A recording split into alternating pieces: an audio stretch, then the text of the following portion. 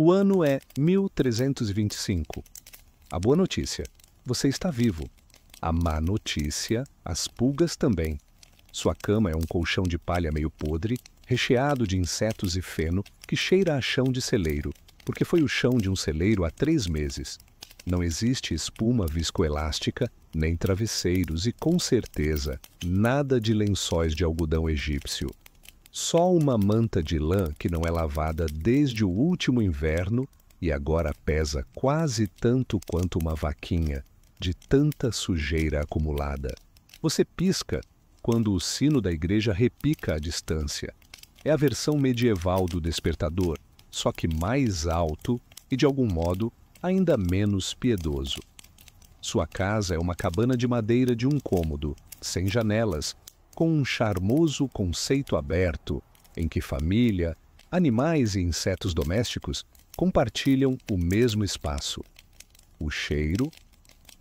É uma sinfonia fragrante, um sutil blend de cerveja choca, suor humano, bode e algo que você reza para não ser mofo, mas no fundo da alma sabe que é.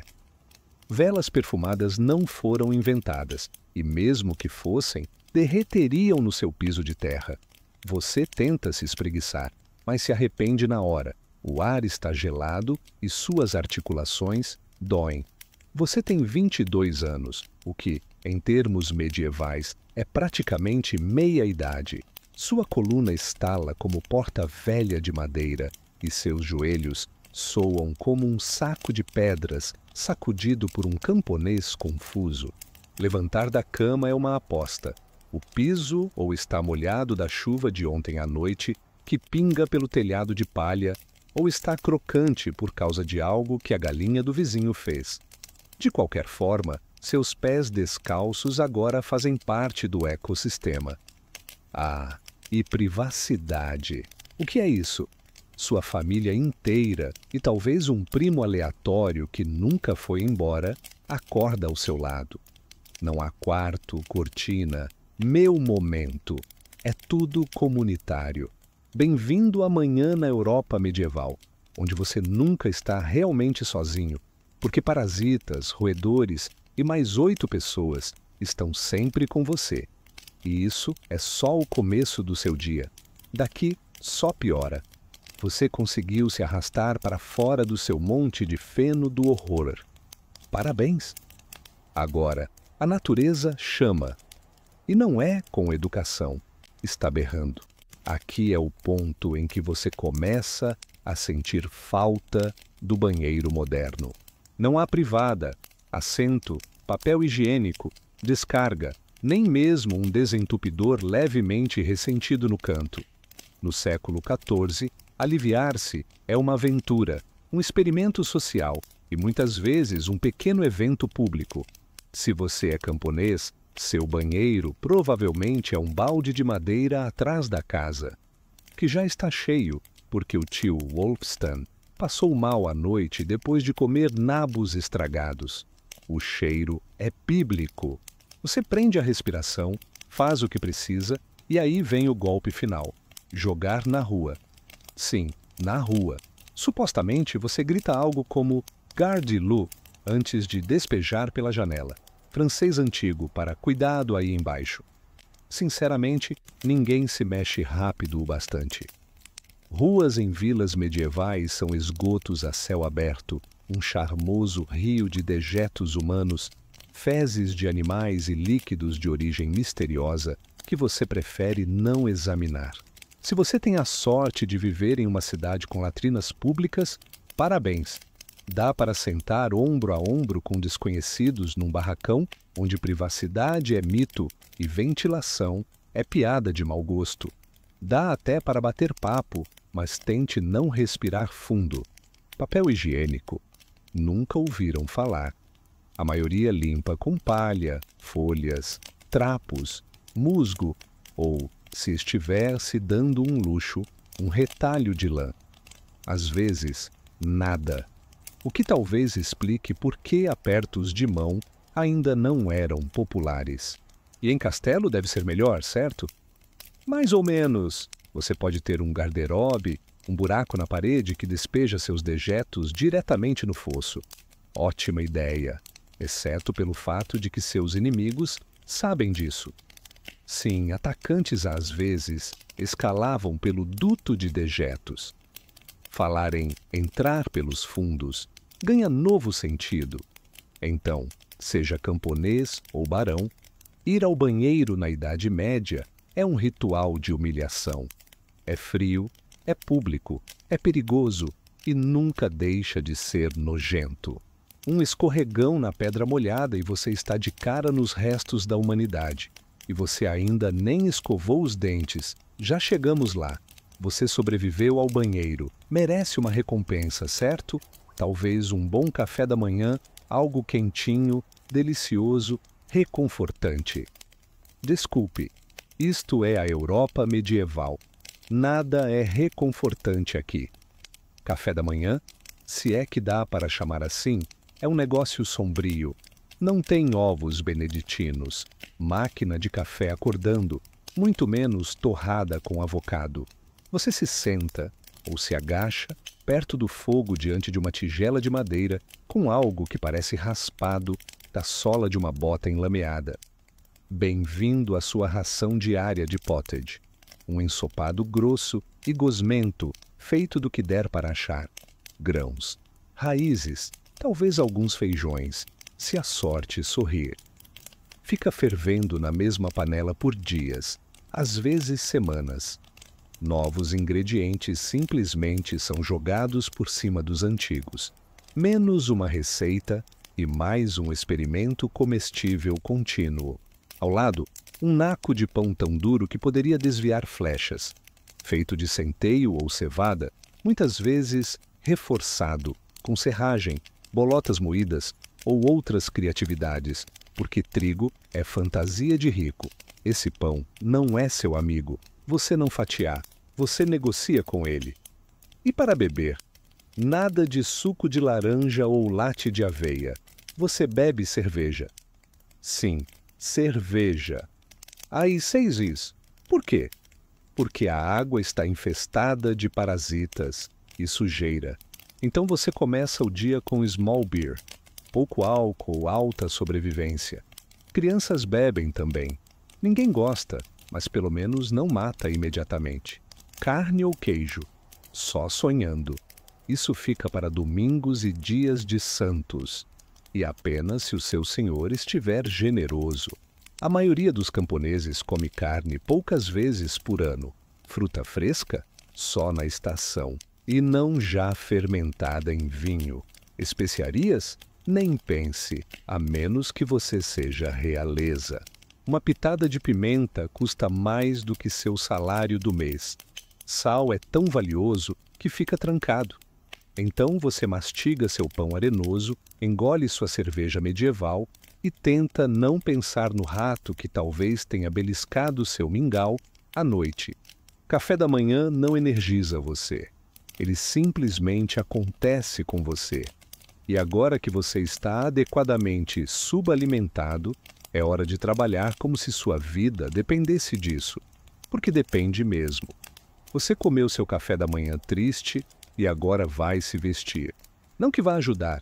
Seu guarda-roupa tem exatamente um traje. Uma túnica de lã áspera ou camisa de linho que você usa todos os dias há meses, talvez anos. Não existe moda de estação. Existe use até desintegrar ou dar micose. Roupa de baixo é opcional. Com sorte, um undertunic de linho. Sem sorte, você vai comando sob camadas de lã áspera e suada, toda amorosamente costurada por alguém que provavelmente não fazia ideia de como uma costura deveria ser. Também não há máquina de lavar, sabão ou lavanderia. Suas roupas estão manchadas, duras e com perfume de composteira marinada em chiqueiro. Mesmo que quisesse lavar, não é fácil. Buscar água no rio ou poço, aquecer no fogo, esfregar num tabo com cinzas ou lixívia e pendurar no sol, que aparece aproximadamente 3 dias por ano. E os sapatos? Se você tem, são de couro cru, mal costurados, com tanta sustentação de arco quanto uma casca de banana. A maioria dos camponeses vai descalça, por lama, esterco e minas terrestres medievais, também chamadas pedras pontudas e poças de doença. Tudo isso significa uma coisa: sua pele odeia você. Coça o tempo todo. Pulgas, piolhos e percevejos moram de graça no seu corpo. Todo mundo tem. Nobres, monges cheios de lêndias, crianças coçando, fazendinhas ambulantes de inseto. Ninguém escapa. Você coça a axila com uma colher de madeira enquanto conversa com o padre. Ninguém pisca. Sua pele está ralada de tanto atrito, seu couro cabeludo, um campo de batalha de mordidas. Desenvolveu uma irritação? Azar. Não há dermatologista, nem hidrocortisona, nem quem diga que isso provavelmente é sarna. Você continua sofrendo. Com sorte, sem infecção? Ótimo. A erupção só te acompanha pelos próximos 6 meses, como um ajudante medieval indesejado. Agora, vestido de miséria e embrulhado em desconforto, é hora de sair e começar a trabalhar até a morte. Totalmente paramentado de coceiras e lã úmida, é hora de exibir o sorriso da manhã. Exceto que não. Na Idade Média, sorrir é um jogo perigoso. Não emocionalmente, dentariamente. Nada de escova, pasta, enxaguante ou fio dental. Higiene bucal é tão popular quanto banho, ou seja, não muito. Alguns mastigam galinhos ou enxaguam com vinho-vinagre, mas na prática, seus dentes estão por conta própria e não vão bem. Chegando aos 20 e poucos, seu sorriso parece peça de cripta assombrada. Cáries por toda parte, gengivas inchadas. Aquilo nos dentes não é mancha de comida, é decadência. Tem mais apodrecimento na sua boca que em adega de raízes medieval. Açúcar, embora ainda raro, começa a aparecer entre os ricos, importado a alto custo, usado em bolinhos e para ostentar riqueza. Se você é nobre, parabéns, apodrece os dentes mais rápido que os camponeses. Se é pobre, faz isso devagar com pão fermentado, mingau arenoso e anos de mastigação dura. Dor de dente, acostume-se. É como o clima medieval, sempre ao fundo, daquelas dores que fazem você considerar rezar, beber ou arrancar o dente com um alicate. E não é piada, era o tratamento real. Dentistas não existiam, barbeiros, cirurgiões, sim. O mesmo cara que corta seu cabelo arranca molares à luz de vela, com gancho de ferro e zero anestesia. Dente infeccionado? Gosta de febre? Sem antibiótico, vira septicemia e te mata por causa de um dente. Isso mesmo, o que hoje nos manda à farmácia podia ser seu funeral nos 1300. Socialmente, também não há alívio. Beijar? Boa sorte. Halitose em todo lugar. Se você é solteiro, ninguém te julga pelo sorriso, e sim por terra e gado. Em resumo, sua boca é um campo de batalha, perdendo a guerra. Agora que os dentes latejam, vamos lá fora. O trabalho real, o que vai quebrar suas costas, está só começando. Hora de trabalhar. Não há escritório, mesa, pausa para café, nem chance de promoção. Seu emprego, como o de 90% da população, é simples: não morrer enquanto labuta pelo conforto de outra pessoa. Você é camponês. Parabéns. Isso significa trabalhar a terra de um senhor que provavelmente não lembra seu nome. Você levanta com o sol e só para quando ele se esconde atrás das árvores. Suas ferramentas, uma enxada de madeira, uma foice enferrujada e os ossos que ainda estão inteiros no seu corpo. Não há fim de semana, não há bater ponto, só nascer ao pôr do sol 6 dias por semana. Domingo é folga, a menos que seja colheita, apareçam invasores ou você esteja rezando fervorosamente para o dedão infeccionado parar de ficar preto. O trabalho é brutal, campos arados à mão ou com bois, se você for rico o bastante para ter um. Você cava valas, semeia, arranca ervas daninhas, carrega a água até sua coluna virar letra S. Ninguém liga se você está cansado, ninguém pergunta da sua saúde mental. Se você é mulher, surpresa. Além do campo, cuida de crianças, limpa, cozinha, fia lã, alimenta os animais e finge que a infestação de piolhos do marido não está migrando para o seu lado da cama. Crianças ajudam desde uns 5 anos. Nem escola, nem brinquedo. Só um ancinho de madeira e o sonho de um dia não morrer de gripe. E se você não é agricultor, é ferreiro, curtidor, tanoeiro, ótimo.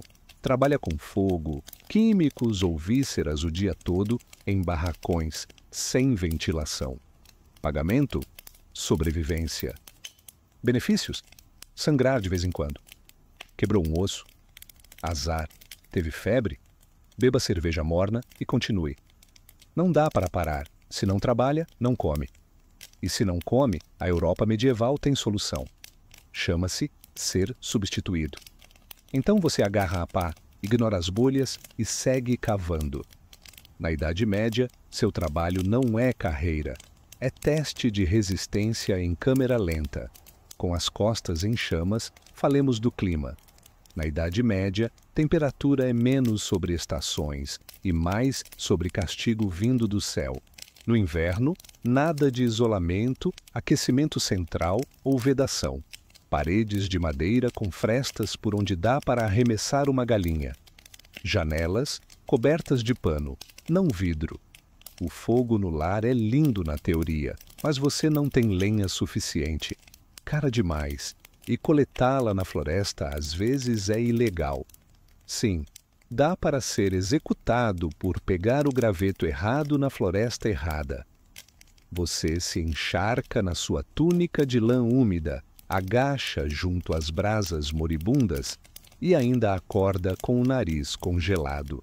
Pés permanentemente frios e úmidos, dedos rígidos como picolés medievais.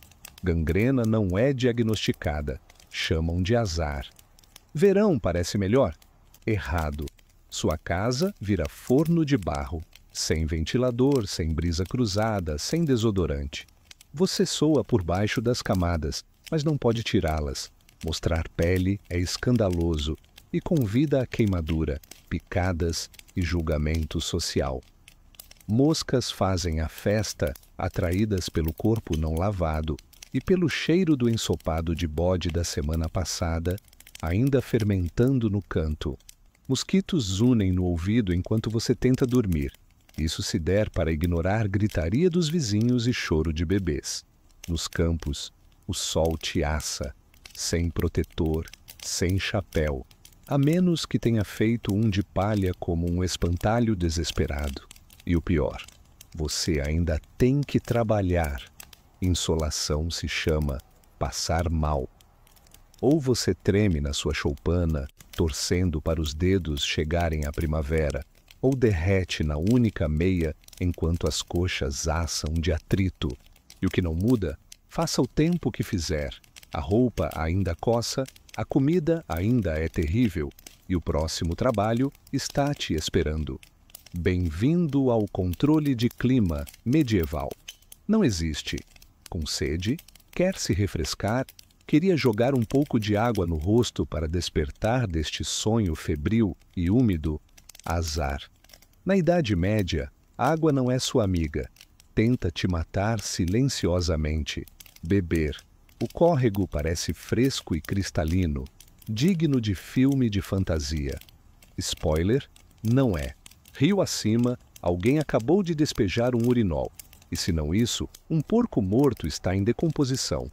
Parasitas, bactérias e todo o exército microbiano te aguardam em cada gole. Por isso, bebem cerveja, até crianças, mas é small beer, fraca em álcool, forte em sobrevivência. Ferver no processo de braçagem tornava mais segura que a água do valão. Vinho é outra opção, se você for rico e não ligar para funcionar antes do meio-dia. Banho? Em teoria, sim. Na prática, não. Acreditava-se que banhar abria os poros e deixava a doença entrar. Isso mesmo, lavar-se era considerado risco médico. Você ficava mais limpo, aparentemente, se nunca removesse a camada protetora de sujeira. Casas de banho existiam, mas ganharam fama de fofoca, escândalo e, às vezes, extracurricular medieval completo. A igreja interveio e fechou muitas. E mesmo que você quisesse, era uma produção. Buscar água, ferver no fogo, encher tina de madeira que vaza e torcer para ninguém usar antes de você. Ou pior, depois. Água da chuva em tonéis abertos? Pássaros defecam, insetos procriam, musgo prospera. Refrescante, não? Então, seja para beber, lavar o corpo ou regar lavoura, água é mais aposta que fonte de vida. Um gole errado e você passa dias finais suando numa cama de palha, abraçado à barriga e contemplando escolhas de vida. Da próxima vez que beber água da torneira, erga um brinde aos ancestrais. Eles não tinham o luxo da hidratação sem risco. Bebeu a água ou não? Talvez só chutou o dedo num pedra em forma de decepção. De qualquer jeito, você está doente. Precisa de ajuda, de um médico. Pena viver na Idade Média, onde medicina é tortura educada com diploma de teologia. Diagnóstico, tudo, tosse, erupção, osso quebrado, peste, é desequilíbrio de humores. Os 4 humores, sangue, fleuma, bilis amarela e bilis negra. Sua saúde depende de mantê-los equilibrados como uma sopa interna. Febre, sangue demais. Resposta? Sangria. Isso, drenar sua força vital numa tigela com lâmina cega ou sanguessugas famintas. Barbeiros frequentemente faziam isso. Corte de cabelo e extração de hemoglobina no mesmo pacote. 2 em 1. Triste ou ansioso. Excesso de bilis negra. Cura? Laxantes. Talvez purga herbal morna ou só orações e compressa fria enquanto a família evita contato visual e começa a entalhar seu caixão. Quebrou um osso ou ferida feia? Encrenca. Não há anestesia, a menos que considerar desmaiar de dor. Cirurgia com facas não limpas desde as cruzadas. Ferramentas ao fogo. Não para esterilizar só porque parecem mais assustadoras. Antibióticos? Séculos no futuro. Teoria germinal? Nem sonharam. Acham que doença vem de miasmas ou de Deus irritado com seus pecados. Dor de barriga? Pensamentos pecaminosos. Confesse vomitando. Piora?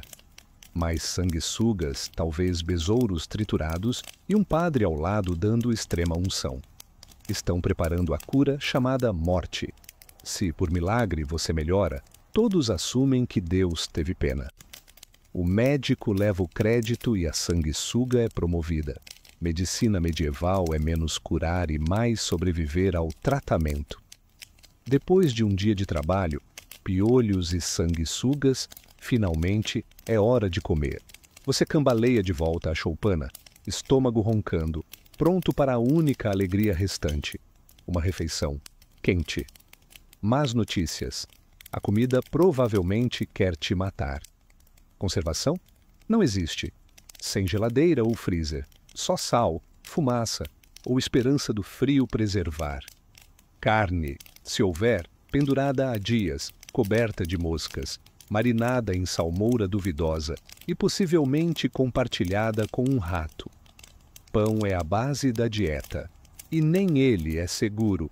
Em safras ruins, camponeses desesperados rendem com casca, serragem ou até argila. E se for época do centeio, brinde, ergot, fungo que causa convulsões, alucinações e às vezes morte. É como comer pão com LSD e tétano, vegetais só na estação.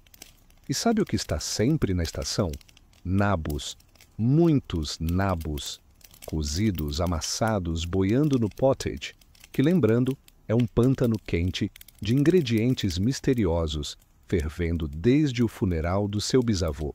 Fruta aparece no outono, mas estraga rápido. Açúcar é raro, caro e ostentação dos ricos, junto de seus dentes enegrecidos. Laticínios? Outro risco. Leite azeda em horas. Manteiga e queijo aguentam mais, mas cheios de bactérias. O povo come mesmo assim, melhor que mastigar couro de bota. Temperos tipo pimenta, canela, noz moscada valem mais que ouro. Para camponês, sabor vem de cebola, sal, se houver, e dor. A maioria das refeições tem gosto de estopa molhada polvilhada de tristeza. E comida não é só risco à saúde, é político. Caça pertence ao Senhor, não a você. Pego caçando coelho, multa, prisão ou forca. Isso, seu jantar pode te enforcar. Então você se senta diante do ensopado cinzento à luz trêmula do fogo, lembrando, cada mordida é um risco.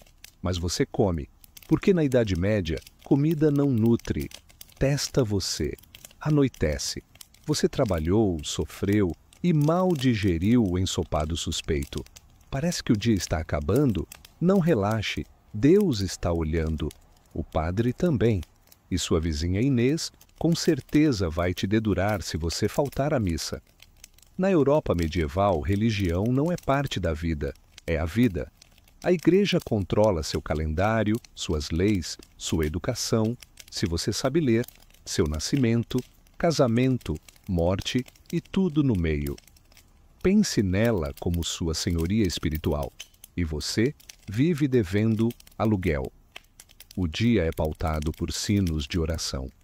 O sino toca manhã, meio-dia e noite, não porque precisem de lembrete, mas porque perder a oração é pecado. Esqueceu de se inclinar? Pecado. Comeu carne na cesta? Pecado. Pensou na esposa do vizinho naquele sonho? Pecado dobrado. Inferno é muito real, descrito em detalhes vívidos, rios de fogo, lagos de sangue fervente, demônios de forquilha e lamentos eternos. Se a peste não te assusta, a danação assusta. Você não lê a Bíblia, está em latim, língua de monges, clero e daquele filho de nobre que é bom demais para a sujeira. Depende da igreja para interpretar tudo. Se o padre diz que sua colheita falhou porque você não rezou o suficiente, hora de ajoelhar mais. Dízimo. 1/10 de tudo que você tem é obrigatório. Cultiva trigo, dá trigo, cria galinhas, dá ovos. Não tem nada? Parabéns. Bancarrota espiritual e ruína financeira. Feriados são holy days, dezenas deles. Pausas do trabalho, sim, mas não para diversão. São para missa, jejum, confissão e lembrar que alegria é indulgência perigosa. Questionar a igreja é perigoso. Hereges queimam, bruxas afogam, blasfemos são açoitados e céticos reformados. Você cumpre o protocolo, canta, se inclina, reza para que, depois desta vida coberta de terra, sua alma chegue ao paraíso. Se o padre gostar de você. Deus pode ser misericordioso, a igreja nem tanto. Acha duro ser camponês medieval? Tente como mulher. Toda a sujeira, fome e medo, somados a parto, submissão e invisibilidade social. Na Idade Média, ser mulher é modo hard, sem poção de cura e sem reiniciar. Desde o nascimento, o caminho é quase fixo. Casar cedo, ter filhos, servir o marido, morrer cansada. Educação? Quase nunca. A menos que seja nobre e vá para convento, seu desenvolvimento intelectual para quando você aprende a bater manteiga e remendar túnica. Casamento acontece cedo, muito cedo. Noivar aos 12, grávida aos 14 não é estranho. Não é sobre amor, é sobre terra, gado e alianças. Sua opinião não é necessária. Casou? Você vira propriedade do marido, seu trabalho, gerar herdeiros, alimentar todos, manter a casa funcionando e não reclamar. Ou te chamam de megera, ou pior, de bruxa. Esse rótulo vem com um brinde, afogamento ou fogueira, conforme a moda local. Parto é loteria da morte. Nada de pré-natal, ferramentas estéreis ou anestesia. Parteiras fazem o que podem, mas complicações menores matam mãe, bebê ou ambos. Algumas sobrevivem a 10 gravidezes. Muitas não passam de 2. E quando o bebê nasce, o trabalho aumenta. Um recém-nascido que grita numa choupana cheia de piolho e esperam que você amamente, cozinhe, limpe, ainda ajude no campo. Você não tem descanso. Você é o descanso dos outros. Solteira, suspeita, viúva, vulnerável, boca aberta, perigosa. Mulheres fora do molde viram bruxas. Especialmente se têm saberes de ervas, personalidade forte ou olhar atravessado numa terça chuvosa. Mesmo na igreja, seu papel é limitado. Freiras vivem sob regras rígidas, sem falar sem permissão, sem mover-se livremente, e seu valor espiritual sempre abaixo do dos homens. Em suma, espera-se que a mulher suporte, obedeça, procrie e sofra em silêncio, de preferência sorrindo. Numa era de sofrimento universal, ainda assim esperavam que elas sofressem com graça. Até aqui, você enfrentou sujeira, fome, injustiça social e talvez um bode. E quando acha que não pode piorar, vem a violência, alta, sangrenta e muitas vezes perfeitamente aceitável pelos padrões medievais. A Idade Média não foi pacífica. Lei e ordem significa torcer para que o senhor local não esteja de mau humor. Violência está em todo lugar, em casa, nas ruas, no campo de batalha, em disputas eclesiásticas e às vezes na fila do forno comunitário. Crime é comum, punição é brutal e justiça é mais performance do que proteção. Roubou um pão? Pode perder a mão. Acusado de mentir? Perfuram sua língua. Fofoqueiro? Conheça a bridle do mexerico, máscara de metal com barra na boca, para correção, claro. Acusado de algo sério, heresia, roubo, bruxaria? Como prova a inocência? Sendo torturado, obviamente.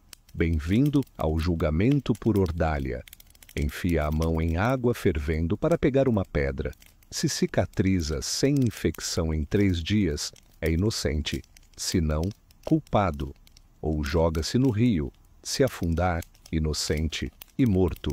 Se boiar, culpado e punido de qualquer forma. É um game show medieval onde o prêmio é sobreviver e o apresentador torce contra você. Condenação à morte é evento público. Enforcamento, decapitação, fogueira, com plateia vibrando. Alguns levam petiscos. É o equivalente medieval da TV a cabo. Violência doméstica é normal. Maridos são autorizados, esperados, a disciplinar esposas e filhos. Brigas de rua são corriqueiras. Apanhar por olhar torto para o cavalo de um nobre é plausível. Guerra está sempre no horizonte. Rixas locais, disputas territoriais, cruzadas. Sempre tem alguém marchando para esfaquear alguém em nome de honra, Deus ou tédio. Violência não é falha da sociedade medieval. É a sociedade. Todos vivem sabendo que a vida é frágil, a justiça arbitrária e o vizinho pode te esmagar a cabeça por causa de um porco.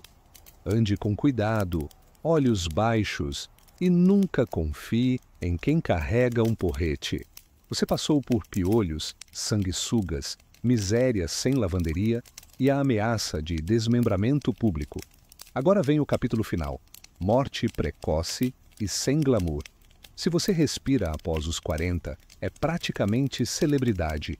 O velho, menos apelido, mais milagre estatístico. Expectativa de vida média fica ali nos 30 e 40 anos, puxada para baixo pela mortalidade infantil. Quase metade das crianças morre antes dos 5 anos. Doença, desnutrição, um inverno ruim, basta. sem vacinas, sem antibióticos, sem esperança. Sobreviveu à infância. Entra na idade adulta exausto. Trabalho começa quando você aprende a ficar de pé. Aos 25, suas juntas rangem como porta de mosteiro. Talvez faltem dentes, um dedo e a maior parte do otimismo original. Mulheres enfrentam um corredor especialmente letal. Parto, principal causa de morte feminina. Sem analgesia, sem intervenção médica, só oração, água quente e alguém segurando sua mão enquanto você sangra numa cama de palha. Homens! Perigos diferentes, igualmente implacáveis. Acidentes na lavoura, infecções de feridas pequenas, fúria de vizinho bêbado, cruzada que deu errado. Caminhar ao mercado pode ser arriscado se cruzar com um bandido entediado ou cobrador de impostos irritado. A morte também chega silenciosa. Peste transformando cidades em cemitérios da noite para o dia. Ou fome que dura estações e esvazia vilas. Ou azar, grão estragado e suas últimas horas alucinando e gritando para as paredes. E funeral? Com sorte. Geralmente enterram rápido para evitar doença. Nada de embalsamar caixão polido, só um buraco, algumas orações murmuradas e um monte raso de terra, se ainda houver espaço no adro da igreja. Sim, na era medieval a vida é brutal, curta e constantemente sitiada pela morte em todas as suas formas casuais. Você não se aposenta, apenas para de aparecer. E falando em saídas, vamos ao epílogo. O sonho medieval morre. Como foi seu dia? Você acordou na sujeira, se aliviou num balde, escovou os dentes com boa vontade, quase desmaiou de fome, trabalhou até a coluna pedir misericórdia, se coçou através da lã, rezou para não pegar peste e por pouco não foi executado em praça pública por possuir um esquilo. Bem-vindo a um único dia na Europa medieval. Ainda sonha em ser cavaleiro? Pense de novo. A versão romantizada, espadachins galantes, damas em torres, batalhas heróicas e banquetes à luz de velas, é mito polido por contos de fadas e fantasia. A realidade era áspera, cruel e profundamente injusta. Hierarquia era tudo. Nasceu pobre, morre pobre, nasceu rico. Parabéns! Chance maior de sobreviver, mas ainda 50% de morrer numa escaramuça ou de farpa infeccionada. Não é luxo. Tempos simples não eram simples, eram implacáveis. Tudo levava mais tempo, doía mais. Do parto à mastigação, tudo tinha consequências. Vida era sobrevivência, não lazer. E se você encontrasse um momento de pensar, sonhar, imaginar algo melhor, não havia muito o que fazer com isso. Sem mobilidade social, sem medicina moderna, sem internet para pesquisar, o que é essa erupção estranha? Você vivia, sofria, trabalhava e morria num raio de 16 quilômetros de onde nasceu. Mas aqui vai o mais louco. Apesar de tudo, as pessoas ainda riam, cantavam, contavam histórias, se apaixonavam e encontravam sentido. Não porque a vida fosse fácil, mas porque humanos são teimosos. Mesmo nos capítulos mais escuros, abriram espaço para a luz. Então hoje à noite, quando você se deitar numa cama limpa, com encanamento, antibióticos e aquecimento central, talvez agradeça em silêncio ao mundo moderno e aos ancestrais que lutaram contra ratos, fome e feudalismo para que você não precisasse.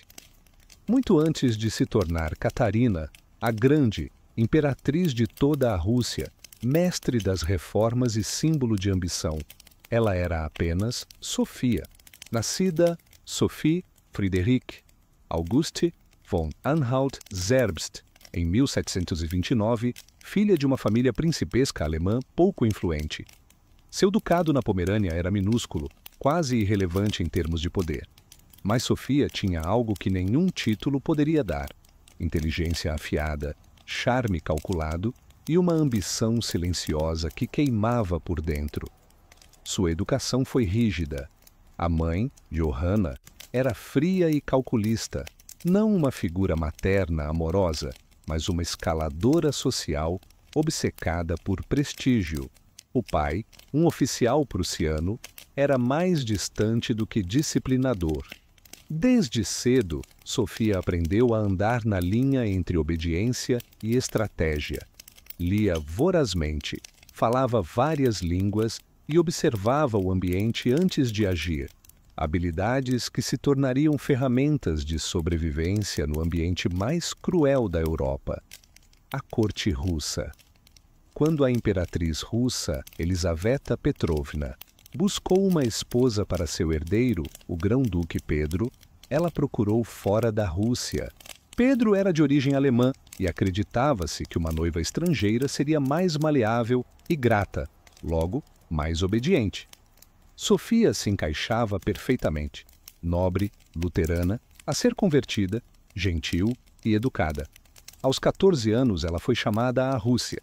Chegou à gelada São Petersburgo em 1744, vestindo tecidos alemães leves e um sorriso diplomático. A mãe a empurrava como peça de xadrez, mas Sofia tinha seu próprio jogo. Para ser aceita, converteu-se à fé ortodoxa, recebendo o nome Ekaterina Alexeyevna, Catarina. A cerimônia foi pública e simbólica. Ela não estava apenas trocando de religião, mas queimando a ponte com sua antiga vida.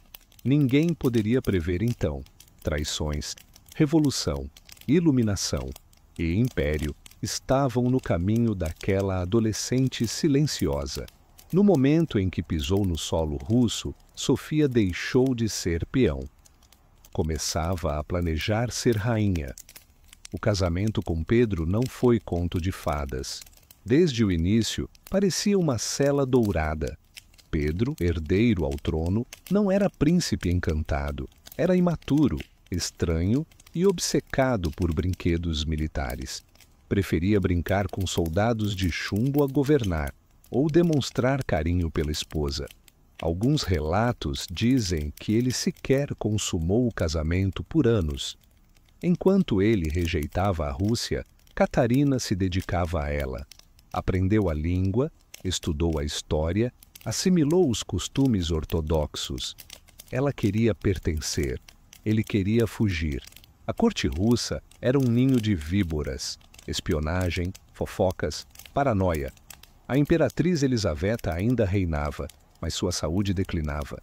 Todos sabiam que a sucessão viria e todos planejavam seus próprios jogos.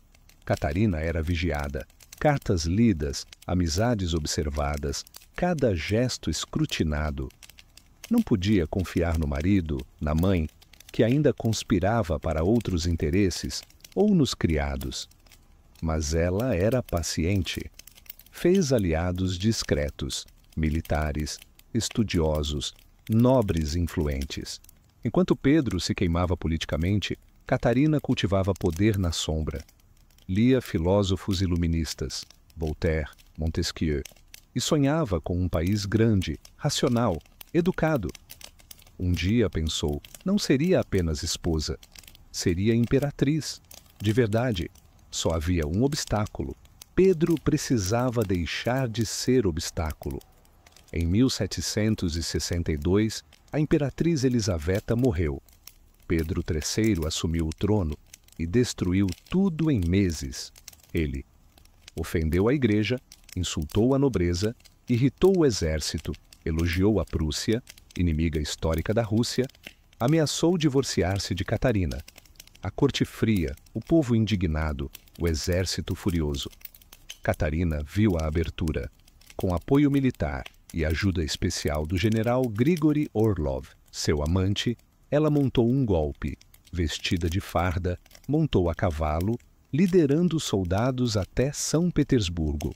Foi proclamada Imperatriz Catarina II. Pedro foi preso e, logo após, morto em circunstâncias misteriosas. Oficialmente, uma cólica. Extraoficialmente, assassinato. sem batalha, sem guerra civil. Uma mulher estrangeira tomava o trono de um império, mas tomar poder é uma etapa, mantê-lo é outra. Catarina precisava transformar golpe em governo e governo em legado. Catarina não queria só governar, queria modernizar a Rússia. Inspirada pelo Iluminismo, correspondeu-se com Voltaire por 15 anos e trouxe ideias progressistas, na medida do possível, para um império feudal. Suas reformas discutiu reestruturação das leis, aboliu algumas torturas, criou escolas e bibliotecas, abriu espaço para a educação feminina, expandiu a ciência e as artes. Mas era pragmática. Para manter o apoio da nobreza, fortaleceu o poder dos senhores sobre os servos. Sonhava com o iluminismo, governava no realismo duro russo. Ela não queria europeizar a Rússia, queria modernizá-la do jeito dela. Um pé no idealismo, outro no ferro político. Catarina não pensou pequeno. Sob seu comando, derrotou o Império Otomano, conquistou a Crimeia, ganhou acesso ao Mar Negro, participou da partilha da Polônia, ampliou a Rússia em enorme território. Não foi apenas conquista militar, foi reconfiguração geopolítica da Europa. Pedro, o Grande, abriu uma janela para o Ocidente. Catarina derrubou a parede. Catarina era brilhante e humana e ousada. Teve vários amantes, muitos jovens, belos e úteis politicamente. Ela os recompensava se fossem leais e os afastava com elegância se não fossem. O mais importante, Grigori Potemkin, possivelmente marido secreto, certamente parceiro político. Com ele, ela colonizou territórios, reorganizou o exército e transformou a Crimeia. A Europa, claro, preferiu fofocar. Panfletos satíricos a chamavam de promíscua. Após sua morte, inimigos espalharam o rumor grotesco do cavalo, mito inventado para manchar seu nome. A verdade? Ela amou como quis, governou como quis e não pediu desculpas. E isso assustou muita gente. 1773. Rebelião de Pugachev, o maior levante camponês da história russa. O rebelde se dizia Pedro III vivo e prometia liberdade aos servos. O caos tomou cidades e fortalezas. Catarina reprimiu com dureza. Pugachev foi capturado, exibido em jaula e decapitado. Resultado, Catarina abandonou a ideia de libertar os servos. Preferiu estabilidade ao idealismo. Iluminismo, sim, até onde fosse seguro. Após 34 anos de reinado, Catarina transformou a Rússia. Enorme expansão territorial, avanços culturais, museu, ermitagem fundado, vacinação contra a varíola introduzida, educação feminina ampliada, Estado fortalecido. Ela morreu em 1796. Deixou o império mais poderoso, moderno e respeitado. Não governou por direito, governou por vontade e capacidade. Chamaram-na de usurpadora, tirana, amante compulsiva. Mas também de grande, título que conquistou, não herdou. Catarina não apenas usou a coroa, ela redefiniu o que era merecê-la. Nas profundezas úmidas da selva de Chiapas, no sul do México, as ruínas de Palenque sussurram histórias do antigo mundo maia. Templos elevados rompem o dossel verde. Seus rostos de calcário, erodidos pelo tempo, ainda guardam segredos. Em 1994, um desses segredos se revelou. Uma equipe de arqueólogas e arqueólogos mexicanos, liderada por Fanny López Jiménez, inspecionava o Templo Trezo, uma pirâmide relativamente modesta, ao lado do mais famoso Templo das Inscrições, o túmulo do poderoso rei Pacal, o Grande. Não se esperava muito do Templo Trezo, até notarem algo estranho, uma câmara oculta e selada sob a estrutura. Nenhum saqueador a tocara, estava intacta. Quando abriram passagem e desceram, encontraram um sarcófago de pedra em silêncio milenar.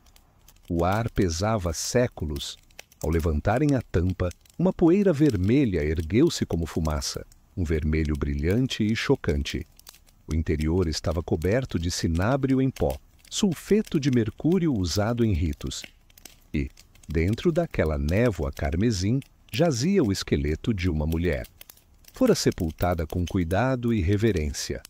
Os ossos frágeis permaneciam inteiros. O crânio ainda trazia uma máscara de jade. Ao redor, oferendas de joias, diademas e alargadores de orelha, todos em jade e conchas. Tudo gritava realeza. E ainda assim, nenhum nome, nenhuma inscrição.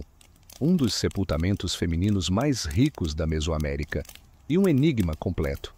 Por que o vermelho? Quem era ela? Rainha, sacerdotisa ou talvez esposa de Pacal? Pesquisadores a apelidaram de Rainha Vermelha. E o nome ficou. Mesmo com técnicas modernas, não se pôde dizer ao certo quem foi. Apenas que viveu por volta do século VII, na Idade de Ouro de Palenque. Ao contrário de muitos túmulos maias, o dela permanecera escondido, intacto, isolado de propósito. Não era apenas cerimonial, era espiritual. Essa mulher não foi feita para ser lembrada por palavras, mas por ritual, pela cor e pelo mistério que deixou. A característica mais inquietante do túmulo da Rainha Vermelha não eram as joias de jade, nem o silêncio da câmara selada. Era o pó vermelho. Uma camada espessa de cinábrio cobria tudo: sarcófago, paredes, ossos e oferendas. Aderia às superfícies como sangue na pedra. Para os maias, não era acaso. O cinábrio, triturado a partir do sulfeto de mercúrio, era uma das substâncias mais sagradas e perigosas do mundo antigo. Sua cor vibrante não era só impacto visual, simbolizava sangue, renascimento e a força vital que ligava o humano ao divino. O vermelho era sagrado, a cor do nascer do sol, do sacrifício, da vida emergindo da morte. E não era apenas simbólico, era espiritual. Cobrir os mortos com cinábrio transformava o corpo, preservando-o não para a eternidade, mas para a travessia. Na crença maia, a morte não era o fim, mas uma passagem, uma travessia a outra camada cósmica. Assim, a Rainha Vermelha, quem quer que fosse, era preparada não apenas para o enterro, mas para a deificação. Havia um outro nível nisso. O cinábrio é tóxico. Exposição repetida leva ao envenenamento por mercúrio, tremores, alucinações e até a morte. Os maias talvez não entendessem a química, mas sentiam sua potência. Volátil, poderosa, perigosa. Banhar um corpo com ele declarava que aquela pessoa não era comum. Em Palenque, pouquíssimos foram sepultados com cinábrio. Pacal, o grande rei, foi um. Seu corpo, como o dela, também foi saturado de vermelho. Só esse ponto já gerou especulação. Seria a Rainha Vermelha esposa, mãe ou alguém de status divino equivalente? O crânio fora deitado sobre pele de jaguar, outro símbolo sagrado. Ao redor, agulhas ósseas, lâminas de obsidiana e pequenas figuras de jade sugeriam rituais feitos em vida ou executados em sua homenagem na morte.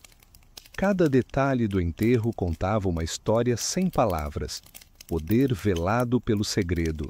Uma mulher preparada para cruzar o submundo, não em silêncio, mas em cerimônia, mergulhada na cor do sacrifício.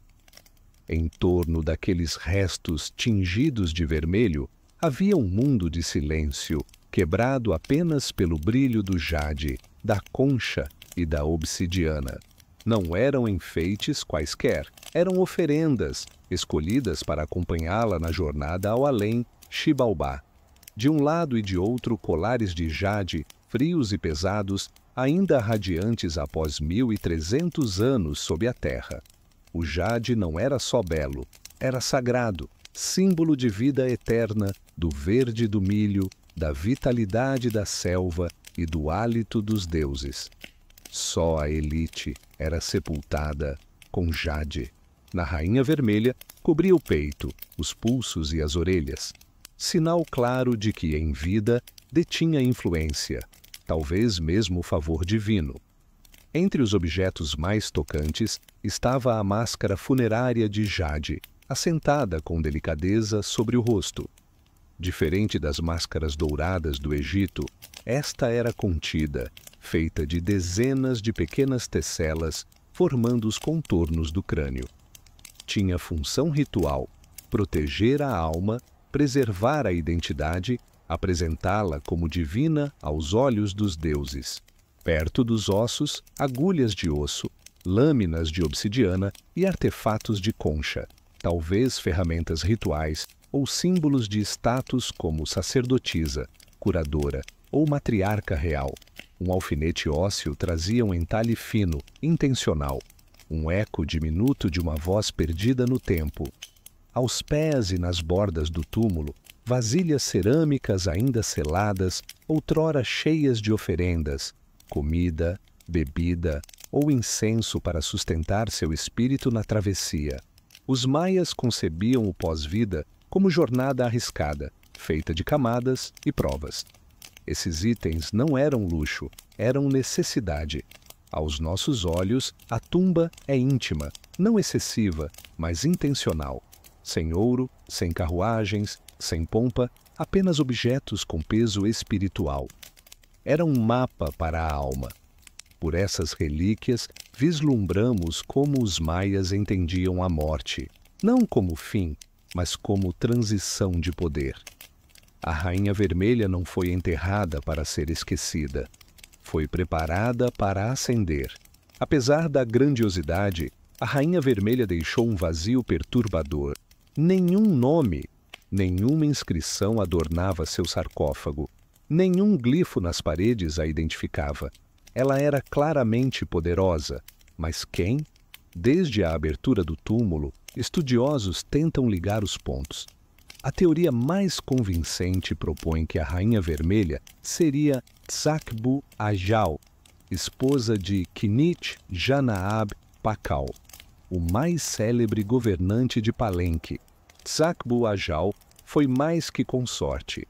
Nascida nobre, casou-se cedo com a dinastia, teve ao menos 3 filhos, todos de alto status, e cumpriu papel cerimonial crucial durante o reinado do marido. Se alguém mereceria uma honraria assim, seria ela. A própria localização do túmulo sustenta a hipótese.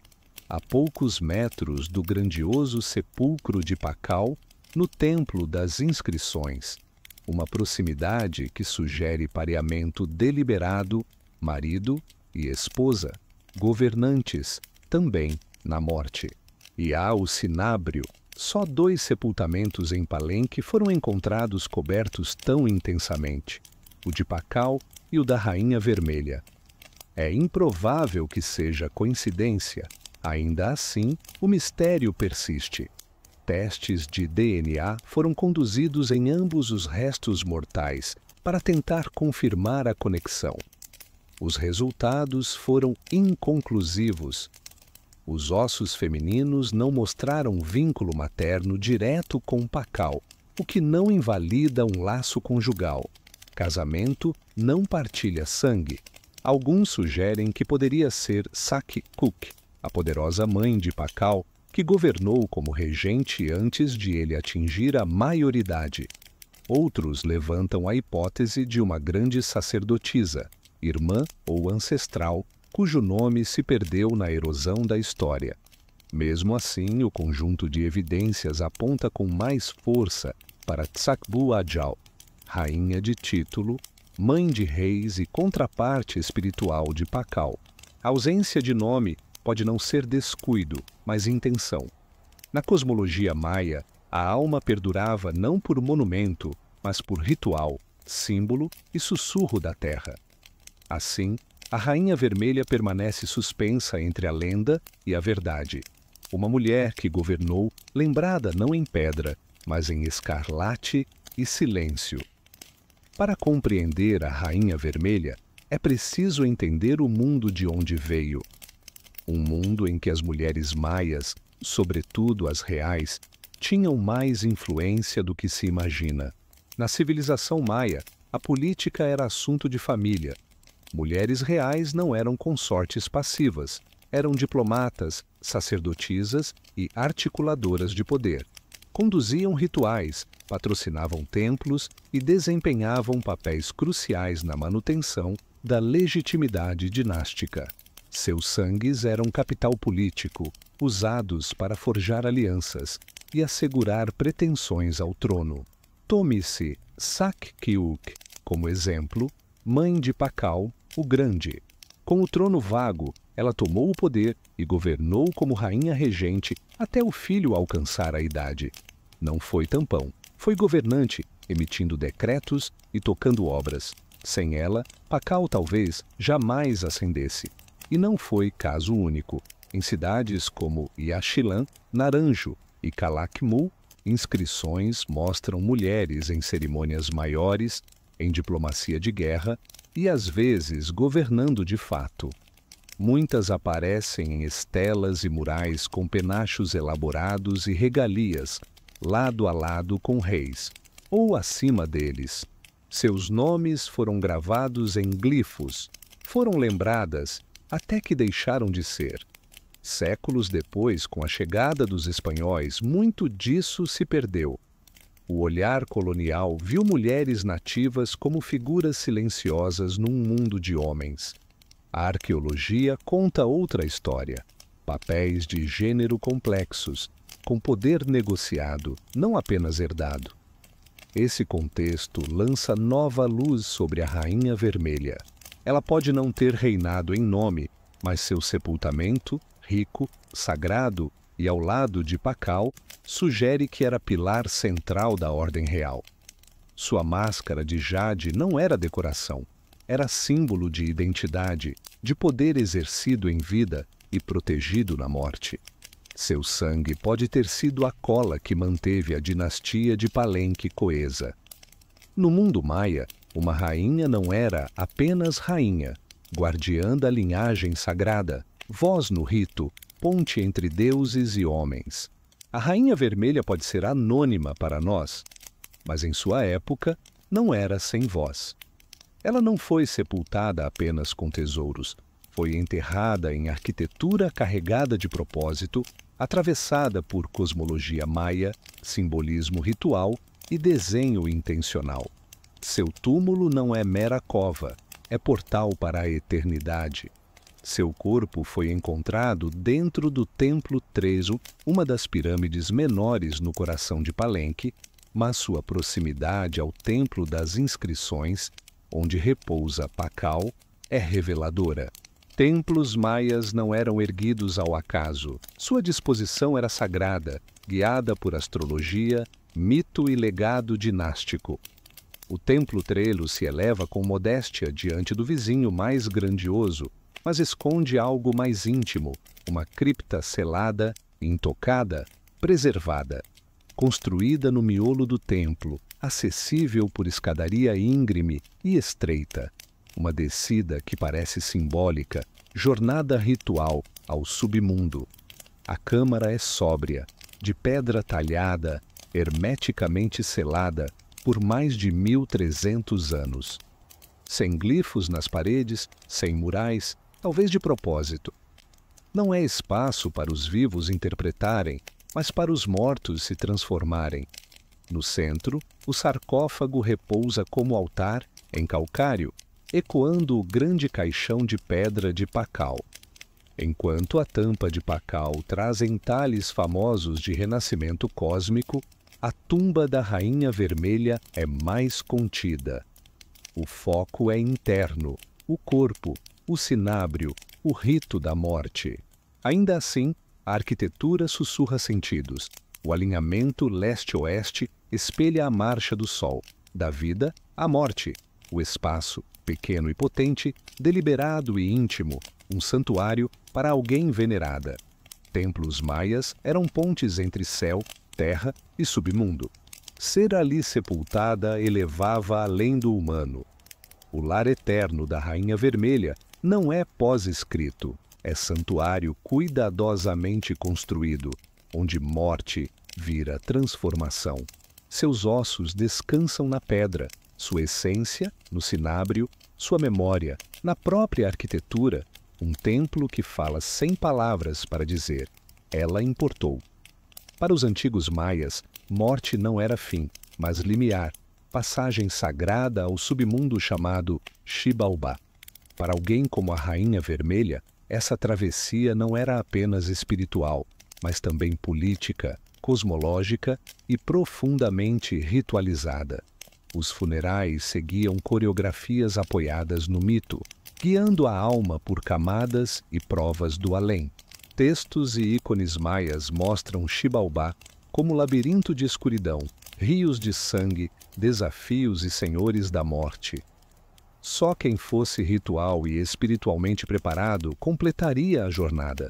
A Rainha Vermelha foi sepultada envolta em cinábrio, encerrada em pedra e cercada de oferendas, sinais de enterro de elite.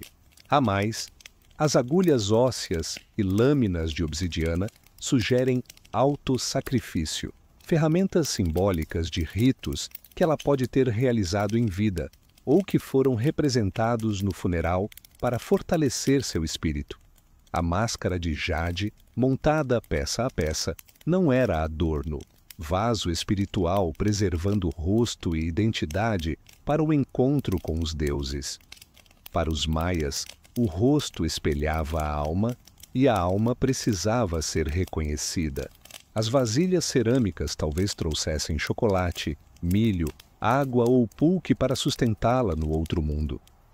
Outros itens, espinhas de arraia, trombetas de concha, poderiam representar ferramentas sagradas, chamados aos deuses ou sinais de comunicação ritual.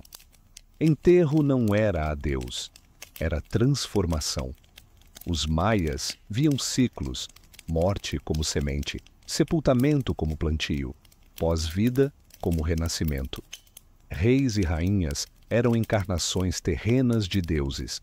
Na morte, retornavam a essas origens. Coberta na cor do sangue, entalada numa pirâmide, honrada com oferendas, a Rainha Vermelha foi preparada para renascer, não como mortal, mas como ser atado à ordem sagrada do cosmo. Seu enterro não encerrou sua história, inaugurou sua lenda. A poucos passos do repouso final da Rainha Vermelha está um dos túmulos mais icônicos da Mesoamérica, o de Kinich Janaab Pakal, o Grande. Seu sepultamento no grandioso Templo das Inscrições é célebre pela arte, escala e simbolismo espiritual. O que torna extraordinário o túmulo da Rainha Vermelha não é só o que havia dentro, é onde ele foi achado, escondido no Templo Trezo, ao lado do monumento de Pakal.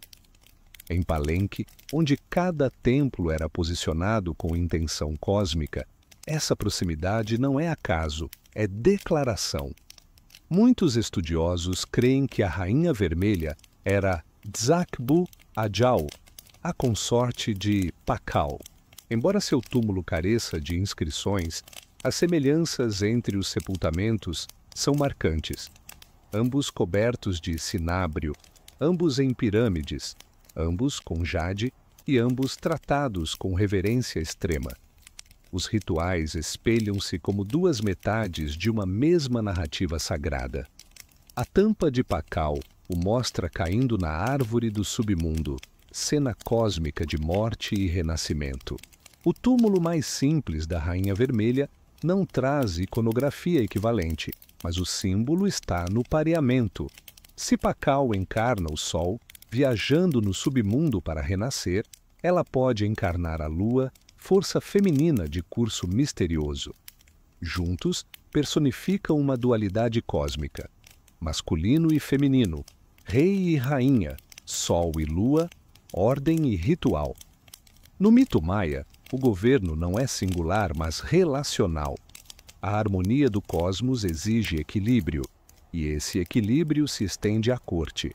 Ao colocar a Rainha Vermelha ao lado de Pakal, os maias preservaram não só um casamento, mas uma parceria cósmica. A proximidade na morte reflete o papel em vida. Uma rainha não atrás, mas ao lado do rei, compartilhando não apenas o trono, mas o legado. Em seus túmulos, eles falam sem palavra, duas almas em cinábrio e pedra, unidas na eternidade, um dos silêncios mais sagrados da história. Embora seu nome se tenha perdido, a Rainha Vermelha de Palenque perdura não como relíquia esquecida, mas como uma das mulheres mais enigmáticas e poderosas do mundo antigo. Sua tumba, selada por mais de 13 séculos, sussurra através do tempo e nos convida a perguntas que ecoam cada vez mais alto. Ela encarna um mistério que resiste ao entendimento completo. Talvez nunca saibamos exatamente quem foi. Nenhum glifo gravou seu nome, nenhuma estela contou sua vida. E, no entanto, o cuidado do enterro, a riqueza das oferendas, o vermelho que tingiu seus ossos, tudo fala de uma mulher profundamente importante, não apenas como esposa ou consorte, mas como alguém que detinha influência real, peso espiritual e sangue dinástico. Hoje a Rainha Vermelha nos obriga a reavaliar suposições. Lembra que, no mundo maia, mulheres não eram silenciosas, conduziam rituais, governavam cidades e moldavam dinastias. Enquanto reis como Pakal concentraram os holofotes, a reemergência da Rainha Vermelha nos lembra que o poder não pertenceu só aos homens, fluiu por mães, rainhas, sacerdotisas e visionárias. Seu legado vai além dos tesouros. Está na conversa que desencadeou entre arqueólogos, historiadores, artistas e contadores de histórias.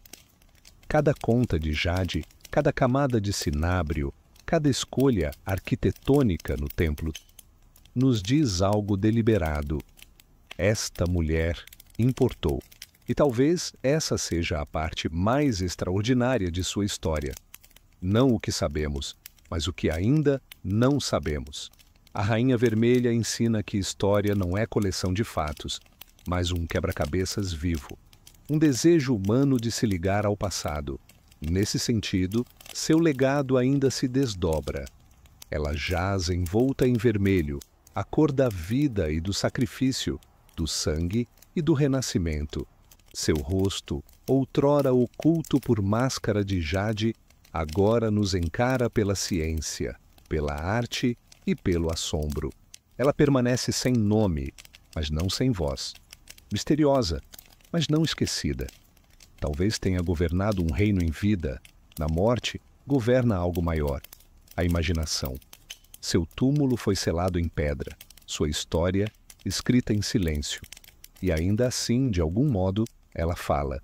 Frida Kahlo nasceu em 6 de julho de 1907, no vibrante distrito de Coyoacán. Então uma vila nos arredores da Cidade do México. A casa de sua infância, a Casa Azul, era cheia de cor, contradição e força silenciosa. Tornar-se-ia santuário, campo de batalha e depois museu de uma das artistas mais icônicas do século XX. Frida foi a terceira de 4 filhas de Guilhermo Kahlo, fotógrafo germano-húngaro, e Matilde Calderón, católica devota, de ascendência indígena e espanhola. Os pais eram opostos. Guilhermo, reservado e intelectual.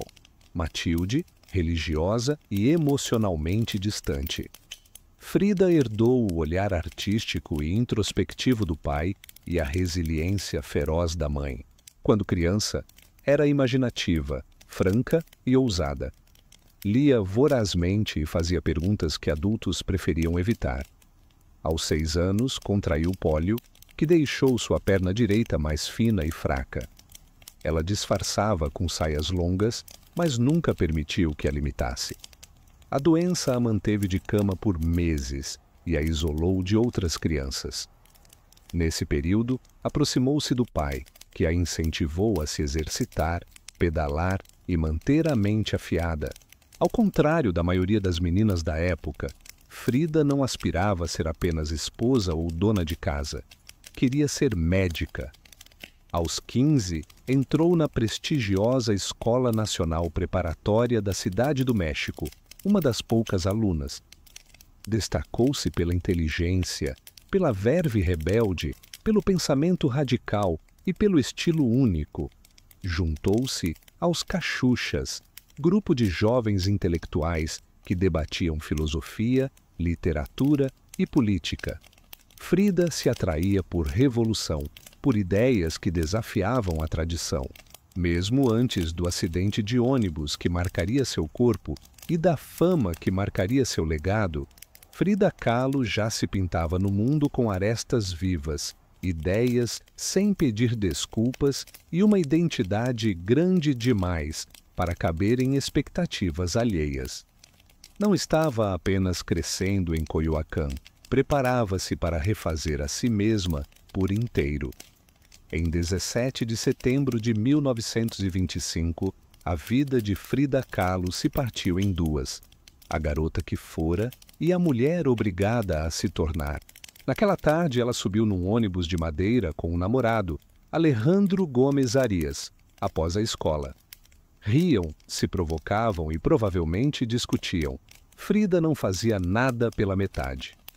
Momentos depois, o ônibus colidiu com um bonde e seu futuro se desfez em dor, metal e silêncio. O choque foi horrível. O bonde prensou o ônibus contra um muro, estilhaçando a madeira e arremessando passageiros. Frida foi transpassada por um corrimão de ferro. Entrou pelo quadril esquerdo e saiu pela pelve.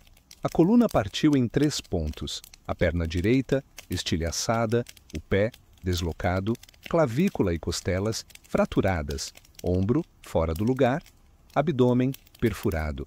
Tinha 18 anos. Um homem a cobriu com um sobretudo emprestado. Alguém notou que seu corpo brilhava. Não era sangue, mas o pó de ouro que carregava numa bolsinha, explodido no impacto, salpicando-a como fuligem cintilante. Frida foi ao hospital da Cruz Vermelha e passou por várias cirurgias nos meses seguintes. Ficou semanas num colete gessado, imóvel, lutando contra infecções e incerteza. O futuro de ser médica se afastava a cada dia. No entanto, na imobilidade, algo despertou. O pai lhe deu pincéis. A mãe adaptou um cavalete suspenso sobre a cama. Puseram um espelho no dossel para que se visse. Ali, deitada em gesso e dor, Frida começou a pintar. Primeiro por tédio, depois por obsessão. Os primeiros temas foram autorretratos, porque era o que tinha. Não era vaidade, era sobrevivência. O acidente a quebrou fisicamente, mas abriu uma porta para sua mente, seu corpo e, por fim, para a linguagem surreal da dor e da identidade que definiria sua arte.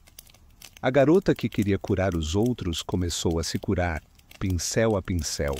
Confinada em gesso e aço, com o corpo lutando em cada respiração, Frida passou a pintar, e a pintura virou linguagem, profundamente pessoal, brutalmente honesta e às vezes difícil de encarar. Justamente a intenção. Frida não pintava florezinhas nem paisagens educadas, pintava dor, sua dor, física, emocional, existencial. Pinto a mim mesma porque sou o tema que conheço melhor e porque fico muito só, diria. Seus primeiros trabalhos pequenos em chapa de metal ou madeira inspiravam-se nos retábulos mexicanos, pinturas votivas que narram sofrimentos e milagres. Frida virou o retábulo para dentro, o corpo como tela, a emoção como altar. Pintou-se fendida, perfurada, sangrando. Numa obra, é atravessada por pregos como mártir moderna. Noutra, flutua em paisagem árida, presa a uma coluna quebrada, que substitui a coluna vertebral. Pintou-se chorando, fragmentada, decapitada, nua, mas nunca passiva. sempre olhando de volta. Não higienizava a dor, mostrava o feio com beleza, desafio e humor. Cada quadro foi retomada do corpo, da experiência e da identidade de mulher num mundo que tentava defini-la. Mas Frida não contava apenas sua história. Inventava um novo tipo de narrativa visual, mistura de arte popular mexicana, surrealismo, ilustração médica e simbolismo. As telas pareciam autópsias oníricas da alma, emolduradas por cor, cultura e mito. Quando voltou a andar, com dor, Frida já não era a jovem que sonhava com medicina. Era artista, e sua arte não se parecia com nenhuma outra. Transformara o pior da vida em matéria de criação. Não apenas pintou a dor, fez o mundo encará-la, assim, a dor virou ato sagrado de expressão. Em 1928, ainda se recuperando, pintando e com apenas 21 anos, Frida conheceu o homem que seria a relação mais profunda e turbulenta de sua vida, Diego Rivera. 20 anos mais velho, já era o pintor mais famoso do México, gigante em fama e em presença, muralista de grandes frescos políticos sobre a história do povo mexicano. Frida já conhecia sua obra, admirava-a, buscou sua opinião sobre seus próprios quadros, levou-os ao Ministério da Educação, interrompeu Diego no andaime e perguntou sem rodeios: "Tenho talento?" Ele olhou e respondeu: "Sim", e não por gentileza. Reconheceu uma voz rara, direta, sem pose, cheia de fúria, ironia, dor e beleza. Começaram um relacionamento tão criativo quanto consumido por conflitos. "Sofri 2 grandes acidentes na vida. Um em que um bonde me atropelou, o outro foi Diego", diria. Casaram-se em 1929. Parelha estranha para olhares externos. Diego, enorme, infiel, politizado. Frida, mordaz, ferozmente independente, já apoiada numa bengala. Os pais a chamaram de casamento entre um elefante e uma pomba. O vínculo foi apaixonado e caótico. Diego incentivava sua arte, mas traía sem pudor, inclusive com Cristina, irmã de Frida. Ela devastou-se e teve seus próprios amantes, homens e mulheres, entre boatos de Leon Trotsky e Georgia O'Keeffe. Divorciaram-se em 1939 e casaram-se novamente um ano depois, com outros termos. Frida manteria autonomia, casa, dinheiro e nome. A segunda união foi menos romance tradicional e mais parceria criativa e compreensão mútua. Apesar de feri-la e desafiá-la, Diego foi força constante. Acreditou nela como artista, revolucionária e mulher capaz de redefinir a pintura. Juntos, não foram pacíficos, foram lendários. Nos anos 1930, Frida seguiu Diego aos Estados Unidos, São Francisco, Detroit, Nova York, em grandes comissões de murais. Lá, encarou de perto o industrialismo americano, a riqueza e as contradições do capitalismo e saiu politicamente desconfortável. Frida era nacionalista mexicana, comunista convicta e admiradora das tradições indígenas. A opulência no meio da Grande Depressão aprofundou seu desgosto. Em cartas, satirizava o materialismo e a obsessão com aparências. Sentia a falta do México, com suas cores, rugosidades e contradições. Enquanto Diego pintava frescos gigantes em fábricas, Frida fazia revoluções pequenas e íntimas em placas de metal e tela. Consolidou um estilo agudo, surreal, emocional e pessoal. Produziu autorretratos icônicos não por vaidade, mas para sobreviver a si mesma. Com o corpo constantemente em dor, cirurgias, infecções, uma gravidez interrompida em Detroit, voltou-se para dentro. Seus retratos mostram-na sangrando, em pedaços, exposta, mas calma no rosto, direta no olhar. Em hospital Henry Ford, jaz numa cama, chorando, cercada de símbolos suspensos de perda. Um feto, um caracol, instrumentos médicos, uma pelve rachada. Crua, gráfica, profundamente emocional. Uma tela que sangra verdade. De volta ao México, Frida mergulhou na política de esquerda. Ela e Diego acolheram Trotsky em casa, no exílio. Frida vestia trajes terruana, indumentária indígena, não como fantasia, mas posição política e cultural. Sua arte nunca se desvinculou das crenças. Identidade, corpo e ideologia se entrelaçavam. Enquanto Rivera pintava mural de revolução, Frida pintava seu custo humano, um corpo em fragmentos, mente em brasa, o eu sempre encarando de volta. No exílio e na doença, tornou-se não apenas pintora da dor, mas pintora da resistência. Ao regressar ao México no fim dos anos 1930, Frida já não era a esposa de Diego. Era força própria, artista, cuja obra irradiava honestidade crua, simbolismo e identidade cultural. Em casa, a Casa Azul tornou-se santuário de cor e contradição. Paredes cobalto, guarnições amarelas, esculturas pré-colombianas no jardim, macacos e papagaios caminhando.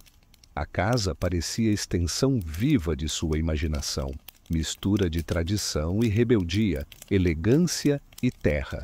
Cercou-se de arte popular, ex-votos, peças pré-hispânicas e livros revolucionários. Usava tecidos terruanos, enfeitava o cabelo com flores e pintava ao aroma de copal e ao som de mariachis na rua.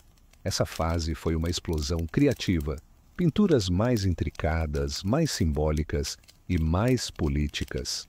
As duas Fridas revelam um eu dividido, de vestido europeu e coração sangrando, e de traje indígena, firme e composto.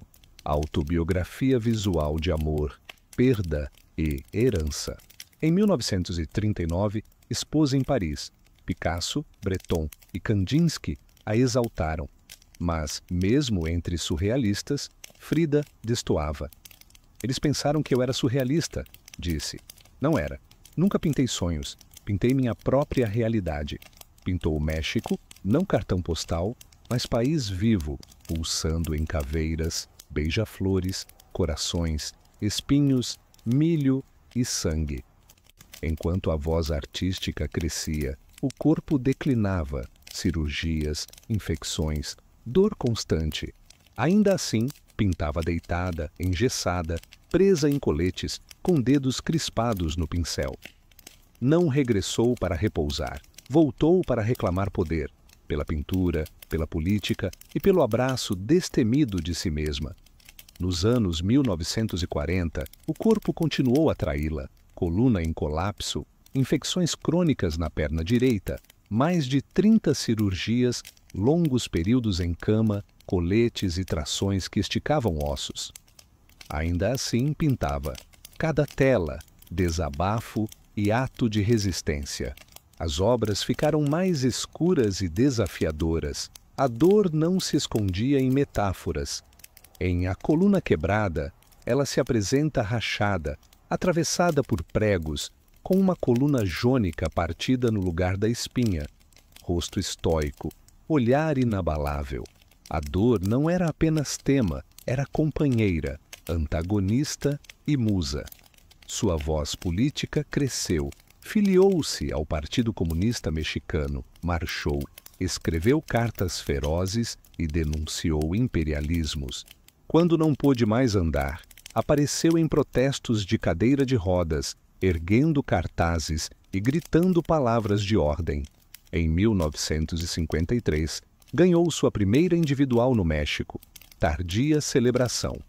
Médicos proibiram sua presença. Frida chegou de ambulância, deitada numa cama no centro da galeria, trajada com luxo tradicional, servindo tequila, rindo, com o fogo ainda nos olhos. As últimas pinturas foram infantis e terríveis. Em O Marxismo Dará Saúde aos Doentes, surge de colete de aço, amparada por mãos de Marx, rechaçando símbolos de opressão. A derradeira obra é uma natureza morta de melancias cortadas. Numa fatia, as palavras Viva la vida. Diante da morte, permaneceu desafiadora, alegre e política.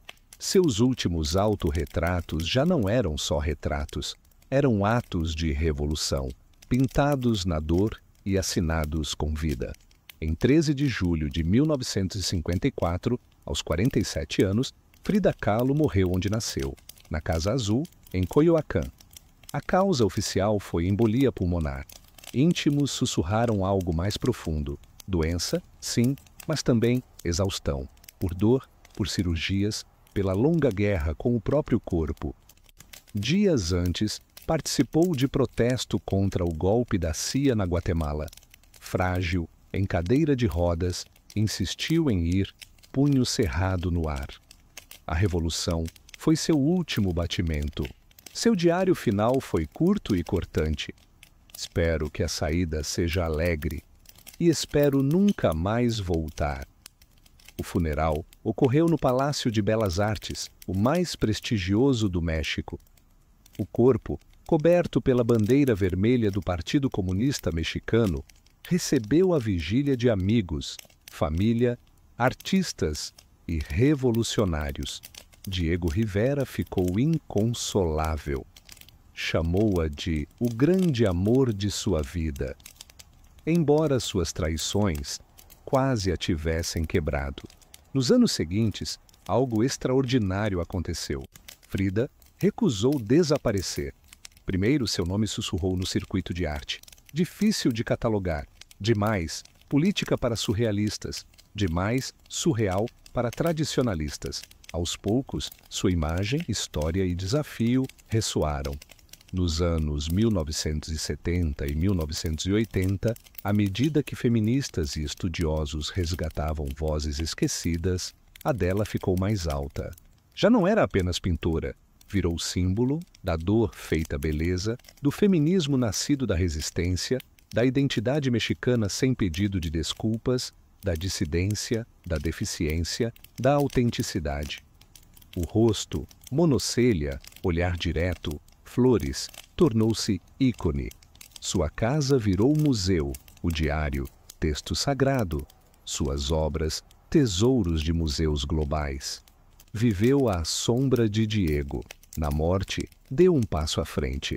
Não deixou só quadros, deixou um espelho e nos desafiou a olhar sem pena, sem medo, com fogo. Hoje o rosto de Frida está por toda parte. Camisetas, murais, bonecas, memes, pôsteres, ícones. Mas o que torna seu legado poderoso não é só o reconhecimento da imagem, e sim o reconhecimento da verdade por trás dela. Frida não buscou perfeição, recusou caixas e convenções. Num mundo que exige acabamento impecável, deu-nos o real, bruto, bagunçado, vibrante, furioso, alegre, contraditório, celebrando o que a tornava diferente, deficiência, bissexualidade, política, cultura, transformou tudo em arte que atravessou fronteiras e décadas. Tornou-se mais que artista, símbolo global de desafio, feminismo, orgulho cultural e resistência criativa. Para pessoas LGBTQIA+, é ícone bissexual que viveu sem pedir permissão, em tempo de silêncio. Para mulheres, lembrete de que poder não precisa de autorização. Para artistas com deficiência, prova de que a dor alimenta o pincel, não o silencia. Para o México, filha recuperada, feroz, folclórica, para sempre na alma nacional. Obras antes tidas como estranhas ou excessivamente pessoais, agora estão entre as mais reverenciadas, as duas Fridas, autorretrato com colar de espinhos e beija-flor, a coluna quebrada. Não são apenas vistas, são sentidas por quem já sofreu e precisou transformar sofrimento em sagrado. Frida viveu na margem e a fez virar centro. Abraçou contradições, comunista de joias, mulher traída que amou de novo, corpo em pedaços com alma inquebrantável. E por tudo isso, pintou, não só com cor, mas com convicção. Frida Kahlo não pediu para ser símbolo, apenas disse a verdade sobre si, e assim Disse a verdade por milhões que nunca se viram na arte. Quando vemos seu rosto, vemos coragem, cor, resistência. Vemos Frida, não ausente, mas imortal.